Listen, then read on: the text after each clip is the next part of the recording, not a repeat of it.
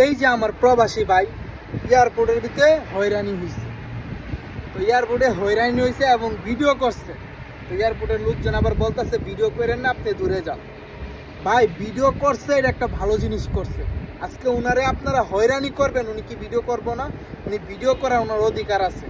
আজকে উনি 1 ঘন্টা আগে এয়ারপোর্টে গেছে, যাওয়ার পরে ওনার যে কাগজপত্র নেওয়া হইতাছে না, ওনারা বলতেছে 30,000 টাকা দাও, আবার নতুন করে ফ্লাইট করে দিব। তো 1 ঘন্টা আগে এয়ারপোর্টে গিয়ে সেরা যদি ফ্লাইট না করাইতে পারে, তাহলে কখন করাইতে পারবে? 4 ঘন্টা 5 ঘন্টা আগে গিয়ে এয়ারপোর্টে গিয়ে বসে থাকবো?